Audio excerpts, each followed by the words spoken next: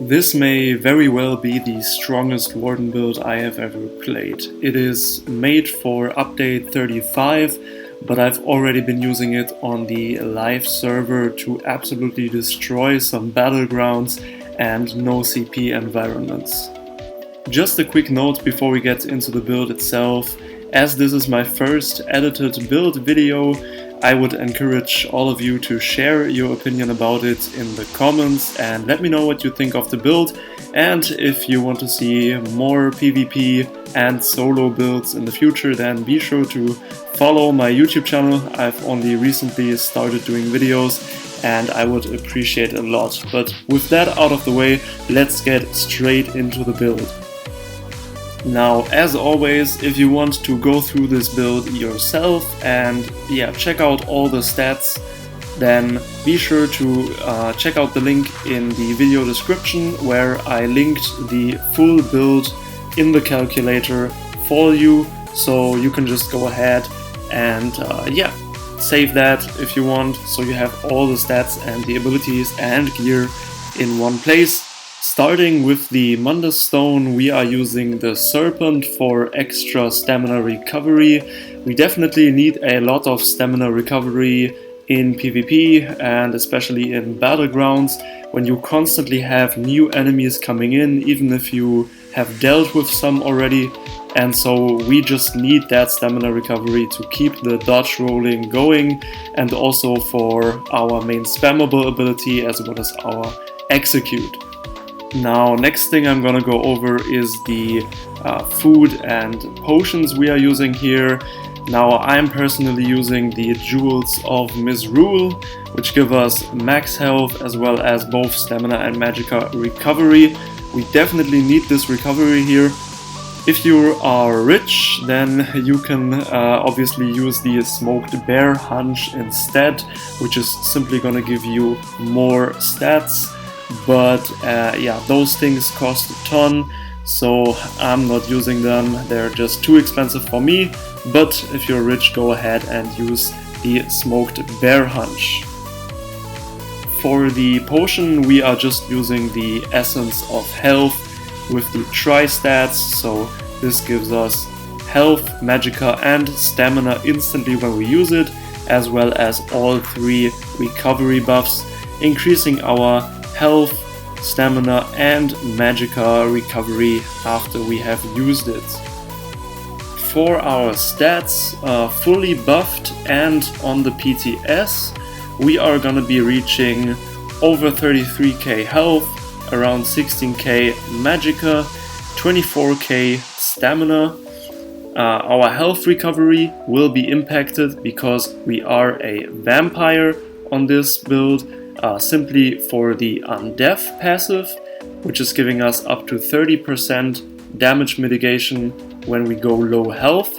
So our health recovery will be lower because of this. And for the magicka recovery, we are running around 1400, and stamina recovery is going to be around 2100. One of our skills is also giving us stamina back, but we're going to go over that in just a second here. Now, we will be reaching around 6500 or 6.5k weapon damage fully buffed on this build on the PTS. Our spell damage, this number may not be accurate. I'm taking these numbers from the UESP build calculator and they haven't really fully adjusted to the hybridization yet. So spell damage may actually be a bit higher, but we definitely have more weapon damage than spell damage. You're gonna see that in just a second when we get to the gear. Our spell and weapon critical will be around 29%. Our spell and weapon critical damage will be 80%, and our spell and weapon critical healing will be 70%. Our resistances are both gonna be around 33k, so we are getting to the limit here and get the full 50% mitigation, at least if we are not being hit with penetration and stuff like that. Now, the thing is that players run varying degrees of penetration. which is why it is nice to be at that limit and not go too far over it, because you may be encountering some players that just don't have that much penetration, and so having like 40 or 50k resistances may be an overkill for against some players and some builds. Our critical resistance is almost 3000 here, so we are getting 45% reduced damage from critical hits. This is thanks to one of the sets we are using, Rallying Cry. You're gonna see that in just a second here. Our penetration is gonna be around 6.2k. Now remember, this does get buffed by our skill Deep Fissure, which is gonna apply major and minor breach to the enemy, adding 9000 penetration on top of this. So in actuality we will be penetrating around 15k of our enemy's armor. Very powerful.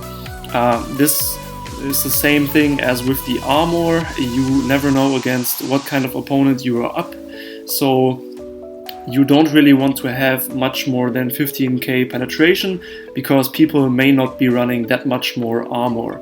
If you're running around with 25k penetration but your opponent only has 20k armor, then you're basically wasting 5k penetration, which you could have put into other stats to make your build stronger. So that's why I personally like to run with not more than 15 or 16k penetration on my builds. Now also you can see the mitigation table right here. This is how much damage we will be absorbing basically from the tooltips, you could say, of other players hitting us. And keep in mind, this is calculated at 50% health with the undeath passive, so we do have an extra 15% damage reduction from the undeath passive calculated into this. But yeah, you can see this is really a lot of mitigation here. This build is really tanky and you will not be taking a lot of damage whatsoever. Flame damage, of course, we do mitigate a little bit less. We will be taking more flame damage because we are a vampire, but the undeath passive makes more than up for this, especially when we get lower on health. So yeah, we are really tanky with this build. Now we are running one mythic item, which is the Gaze of Sithis. This is going to be our headpiece.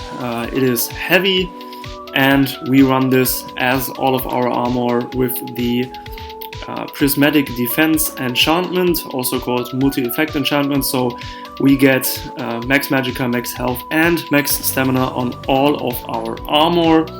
Also, because this is a heavy piece, I've decided to reinforce this, giving us just more armor and the most bang for our buck and the most stat density.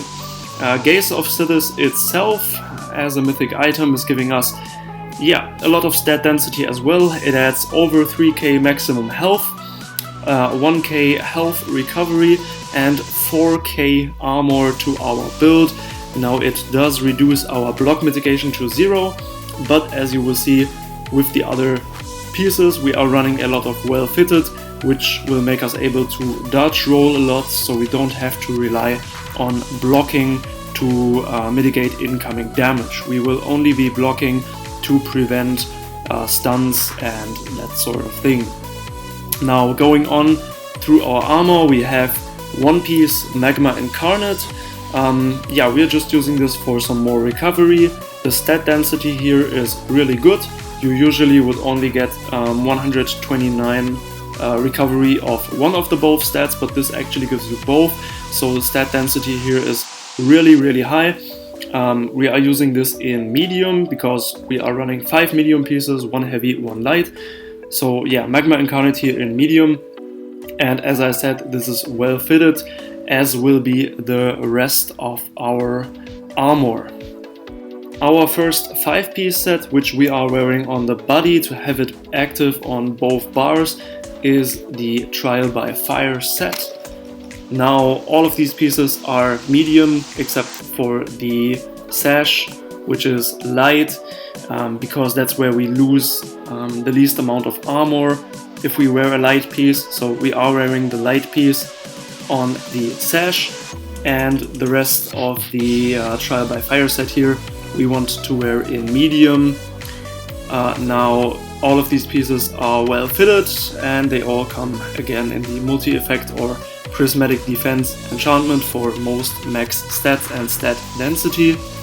Now the Trial by Fire set itself, what it gives us next to some minor bonuses is the 5-piece bonus, which is while under the effect of an elemental status effect we gain 8,500 armor. So that's a huge load of armor obviously, which is why we are able to get to the 33k resistances cap. And yeah, in PvP you will almost always have an elemental status effect on you, so you are almost always getting these this armor. And yeah, 8,500 armor, that equals around 15% damage reduction at almost all times. So this is pretty much the tankiest set you can run in PvP. Moving on to our front bar sets. Here we are using Rallying Cry. So we have this both on our front bar, which is dual wield, 2 maces, as well as on our jewelry. We're going to see that in a second. Now these maces, we run them both as charged trade. Now this is really kind of an off-meta decision here. Not many people are doing this. The reason I've decided to put both of these maces in the charged trade is to give us almost 100% chance of applying status effects from our weapon enchantments. And as you can see, we are running disease damage enchantment on one of the maces and shock damage enchantment on the other mace. What this is gonna do, disease is gonna apply minor defile to our enemy, reducing their healing taken by 8%, and the shock damage is gonna apply minor vulnerability to our enemy, increasing the damage they take by 5%. So basically by using both of these charge traits, we are not only getting 5% increased DPS from the shock enchantment, we are also reducing our enemy's healing. And that's really significant in PvP. We want to whittle down our enemies, we don't want them to heal up again. This build does not have a lot of burst, this is a brawler build, so we want to reduce the enemy's healing to prevent them from healing back up after we have taken down their health. Now, Rallying Cry itself, what the set does is while Battle Spirit is active, which is whenever you are in a PvP environment, critically healing yourself or an ally causes you and up to 1100 group members within 12 meters to gain 300 weapon and spell damage and 1650 critical resistance for 20 seconds. This can occur every 15 seconds, so we can keep up 300 weapon and spell damage and 1650 critical resistance at all times. This is how we get so much critical resistance on this build, and this is really gonna help us in the update 35 meta, where we are gonna have a lot of Night Blades, but also other builds running around relying heavily on crit damage. So we definitely need this set to survive against all of this crit damage running around. And yeah, the reason we are using maces for the dual wield here is because of the dual wield passives, which give us penetration for every mace we equip. And yeah, that's really going to give us the most bang for our buck here and give us the most damage we can possibly get from our weapons. So that's where we are using 2 maces. Now on the jewelry, as I already said, this is where we also have the Rallying Cry set, the rest of the pieces, 1 amulet and 2 rings. Now these are, all 3 of them are enchanted with weapon damage, just to give us some more damage as well as healing, and they are all infused, which is simply increasing the amount of weapon damage that these items give us. So yeah, really getting a lot of weapon damage from these pieces. On the back bar we are running the Master's Perfected Ice Staff. Now you do not necessarily need the perfected version, you can also just use the regular Master's Ice Staff. We do have this enchanted with weapon and spell damage enchantment, so whenever we swap to our back bar and we hit our enemy with a light attack or with one of our spells, which you're gonna see in a second, we are gonna give ourselves 452 weapon and spell damage for 5 seconds. This is because of the infused trait we put on this, which is increasing the power of the weapon damage enchantment and also reducing its cooldown by 50%. So it goes from 10-second cooldown to 5-second cooldown, meaning we can keep this up at all times, giving us, pretty much 450 weapon and spell damage at all times. Now the Master's Perfected Ice Staff itself, next to giving us around 100 weapon and spell damage, because it's perfected, the regular set bonus is also that our Destructive Touch ability and its morphs have their cost reduced by 10%, and using that ability will also increase our weapon and spell damage by another 600 for 4 seconds. So we are going to be able to keep this up almost all of the time, and if you combine the enchantment here with the effect of the set, then we are getting over 1000 weapon and spell damage whenever we swap to our back bar and use Destructive Touch. So basically, we want to keep that up at all times and constantly swap back to our back bar and apply this to get over 1000 more weapon and spell damage. Now we're gonna take a look at our skills. This is our front bar. We are starting with Bloodthirst. This is simply gonna hit the enemy 4 times on the PTS. On the live server, this is working a little bit different. Also, remember that the tooltip here is not correct yet, so this is not gonna deal 24k damage. That would be awesome, but this is only gonna apply the first 4 hits here, because on update 35 this ability is changing from 5 hits to 4, and I guess they didn't adjust the tooltip fully yet on UESP. But this is gonna hit 4 times, and it's also gonna heal us for 33% of the damage we caused. So this is allowing us to stay offensive while we can still heal ourselves, and this is making sure we stay alive while we are offensive and while we are spamming this at the enemy. Also keep in mind that this is actually bleed damage, which this ability does, and it is a direct damage attack, and it's 4 of them. So this has a really high chance, especially because we are using the charged weapons, to apply the hemorrhaging status effect to our enemy, decreasing their max health by 10%. So this is actually almost always going to trigger when we use this ability. So simply using this ability at our enemy is already going to take away 10% of their health, of their max health at least. And this cannot be blocked, it cannot be avoided whatsoever. So this is really nice to decrease our enemy's health and just make them more easily killable for us. Moving on to our second ability on the front bar here, we have Deep Fissure. This is getting changed on the PTS, and you can already see the new tooltip here. Now, this tooltip did get adjusted a little bit at the beginning of this week. So this is not going to hit after 4 seconds, but the first hit is going to be after 3 seconds, with another hit coming out after another 6 seconds. So basically within 9 seconds this is going to hit our enemy 2 times, and every time this happens we will apply major and minor breach to them, reducing their physical and spell resistance for a total of around 9,000. So this is how we actually get to 15k practical penetration, because we are reducing the enemy's armor by 9,000 just by using this spell.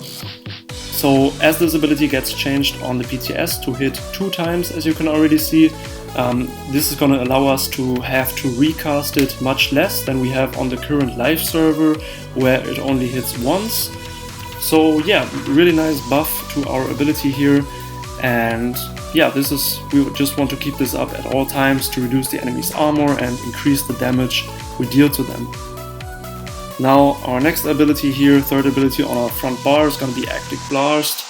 This is getting changed quite a lot on the PTS, and this tooltip here is not reflecting its, well, newest version. This also did get changed on the PTS in the beginning of the week.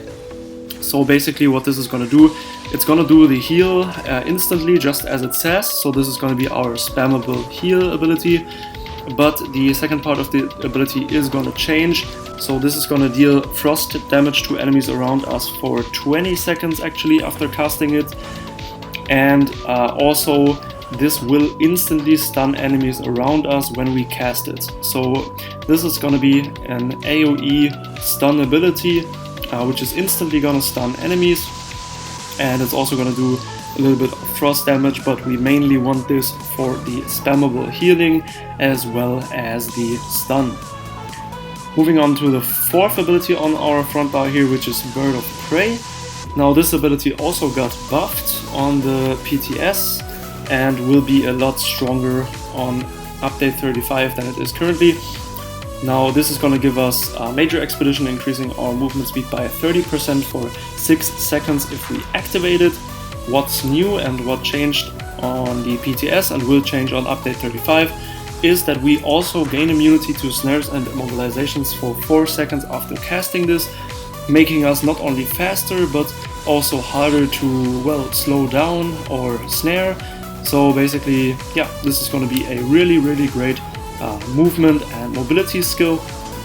And the last portion of the ability is that simply by having this slotted on our front bar, we gain minor berserk at all times, increasing our damage done by 5%. Now, as two of the abilities we have just gone over are actually from the Animal Companion skill line, we are also profiting from the Advanced Species passive on our front bar, giving us almost 2000 more penetration just from having two Animal Companion abilities slotted on our front bar.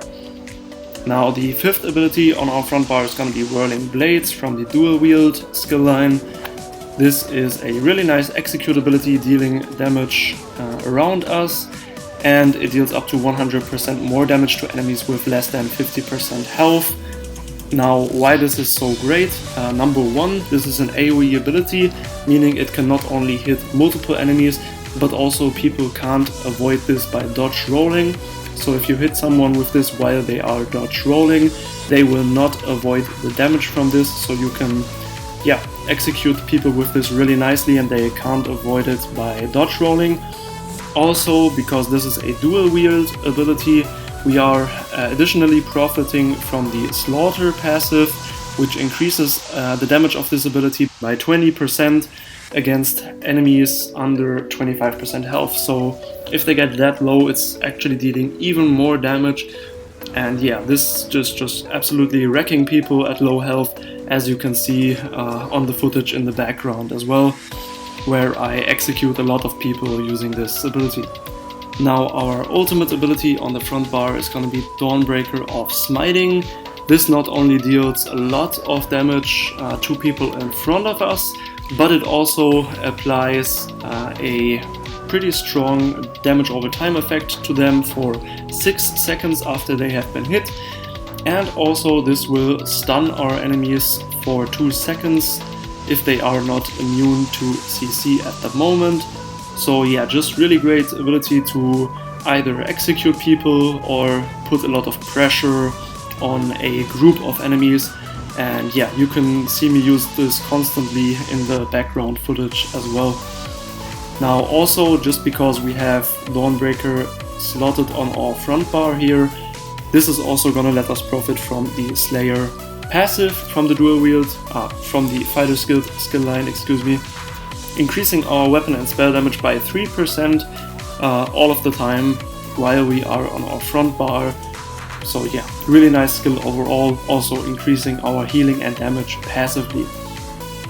Now getting onto our back bar, the first ability there is going to be Frost Clench.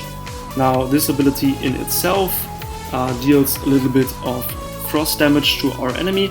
It also always applies the chilled status effect, meaning that they will be applied by minor maim, reducing their damage dealt by 5% just as an addition.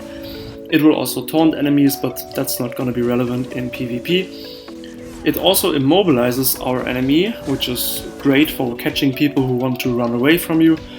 And it also inflicts major maim upon them for 5 seconds, reducing their damage done by 10% even more. So we are reducing the enemy's damage by 15% just by using this ability. Also applying them with the chilled status effect, because we are using an ice staff here, will apply them with minor brittle, increasing the critical damage we deal to them by 10%. And then we also profit from one of the Warden's passive abilities, which is gonna let us deal 10% more critical damage even on top of that, because we are chilling our enemy. So in total, this is gonna increase our critical damage against the enemy by 20%, while decreasing the damage they deal for 15%. So we absolutely want to keep this up at all times. And then also, as we have been going over with the gear, as we are using the Master's Perfected Ice Staff, this is also gonna give us 600 extra weapon and spell damage just for casting the ability. So yeah, really loaded skill. We want to keep up all of these effects as much as we can and constantly go back to our back bar to cast Frost Clench and profit from all of these great effects. Now, second ability on our back bar is Living Trellis. This gives us or an ally these vines around them for 10 seconds. They heal the target for close to 3000 health, obviously not in PvP, this is just a tooltip. In PvP you're going to be healing for around 1500 health with each tick whenever they take damage, and this effect can occur once every 1 second, which it is gonna do in combat. So basically this is giving us around 1.5k health per second in PvP, which is just absolutely amazing for a heal over time.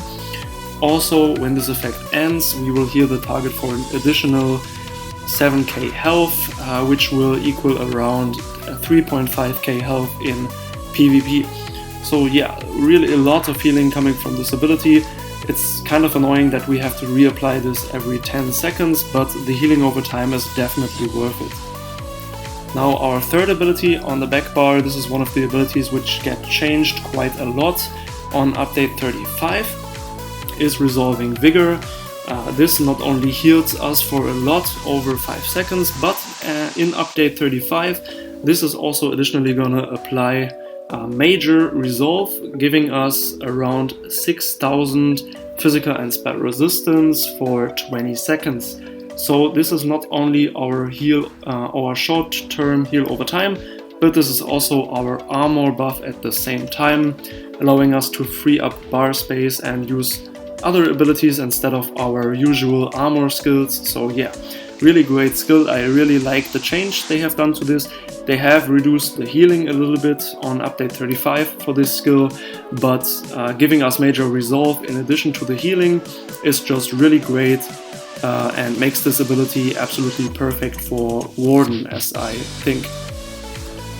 Our fourth ability on the back bar is the Bull Netch. Now this is a free ability. It is gonna last 25 seconds and give us major brutality and sorcery for the duration, increasing our weapon and spell damage by 20%. We want to keep this up at all times, but not only that, also the Netch is gonna remove negative effects from us every 5 seconds. Now this already starts when you summon the Netch, so when you summon it, it will already remove the first effect, and then each 5 seconds it will remove another one. So this is also great for just removing dots from us, as the duration of dots has been greatly increased in update 35. So removing one of those dots, which would usually last 20 seconds from us, is gonna save us from a lot of damage. Also, the Netch is just gonna restore stamina to us passively while it's active. So yeah, amazing skill overall. The fifth skill on our back bar is Lotus Blossom. This is going to be active for a whole minute, which is amazing because usually you don't have to recast this in combat, you just use this between fights. And yeah, this is gonna not only give us our major prophecy and savagery, increasing our weapon and spell critical rating, but also it's gonna make us heal with every light attack or heavy attack over the duration. This is gonna be around 600 or 700 healing in PvP on every light attack, which we can use once per second. So yeah, really nice heal over time here. It's not that much, but it really adds up over the duration of the 60 seconds. And yeah, amazing skill overall. And lastly, our ultimate ability on the back bar is going to be Northern Storm. Now, when we cast this is going to deal frost damage every second to enemies around us for 8 seconds. It is also going to snare people, reducing their movement speed by 40%. And in addition to this will increase our weapon and spell damage by 300 for 30 seconds after casting it. So really a lot of duration on that extra weapon and spell damage. And yeah, it also gives us minor protection for the 8-second duration, which is going to reduce our damage taken by another 10%. So this ability is really awesome in Battlegrounds to defend objectives and keep people off you. If you have the Chaos Ball maybe, or you want to defend a relic in Capture the Relic. Now that has been it for the build, guys. Thank you so much for watching, and I would appreciate your opinions on the build in the comments, so definitely let me know what you think about it. And that's gonna be it for this video. If you want to see more build videos like this in the future, then definitely subscribe to the channel. I have just recently started out with YouTube, so really every subscriber means a lot to me. And yeah, thanks for watching, and see you in the next video.